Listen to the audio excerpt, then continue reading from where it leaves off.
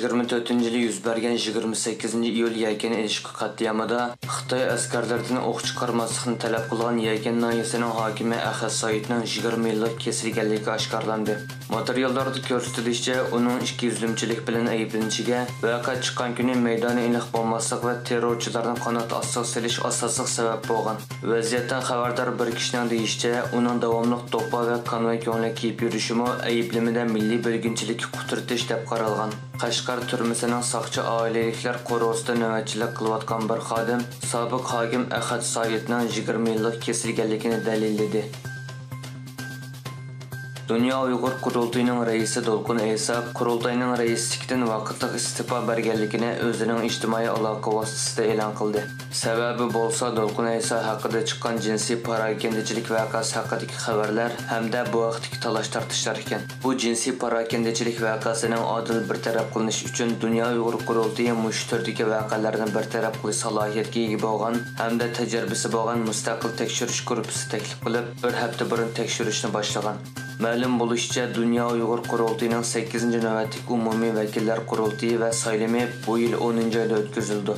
Yaqinda dunyoning har qaysi joylarida saylam o'tkazilib, 8-navbatlik qurultayga qatnashadigan 170 vakil saylab chiqilgan edi. Saudiya Arabiston hukumati iqtisodiy jihatdan qistilib qolgan Xitoyni qutqizishga keldi.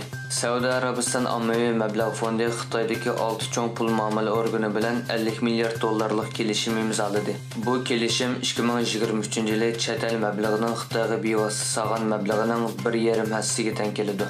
Saudiya Arabistonning bayonotiga qaraganda, bu kelishimni Xitoy Yevza egilik bankisi, Xitoy bankisi, Xitoy qurilish bankisi, Xitoy eksport va kredit sug'urta shirkati, Xitoy eksport bankisi va Xitoy savdo sanoat bankisi bilan imzolagan.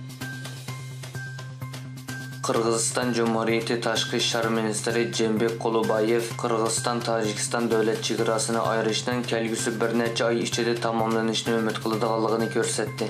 Qirg'iziston-Tojikiston davlat chegarasining 90%ning sezilganligini bayon qilgan Qulubayev mundaq dedi. Xizmat guruhlari har hafta uchrashadi. Hukumatlararo komitet Qirg'izistonda bir hafta, Tojikistonda bir hafta yig'in ochadi. Biz moslashtiradigan ba'zi nuqtalar qoldi. Davlat boshliqlarining bizga yaqin kelgusida chegara masalasini hal qilishni buyurganligidek bir amaliyot bor. Meningcha bu masala kelgusi bir necha oy ichida hal bo'ladi.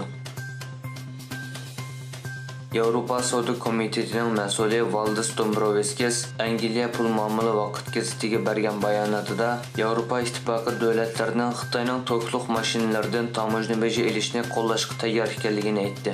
Dombrovskis mundaq dedi: Aniqki, a'zo davlatlar Yevropa ittifoqining mashina sanoatini qo'llashning zarurligini biladi. Chunki ziyon xavfi bor.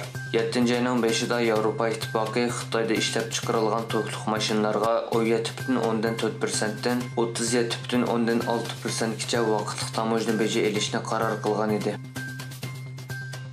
Qozog'iston prezidenti Qosim To'qayev Ostonada O'zbekistonning muavin prezidenti Saida Mirziyoyeva bilan ko'rishdi.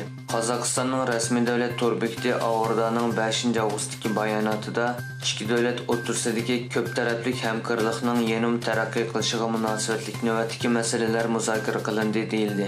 Bayonotda yana mundaq deyildi: Yig'inda uchur ideya, madaniyat, insonparvarlik, ma'rif va yoshlar siyosati qatorliq sohalarda o'zaro manfaat yetkazish hamkorlikni kuchaytirish muzokara qilindi.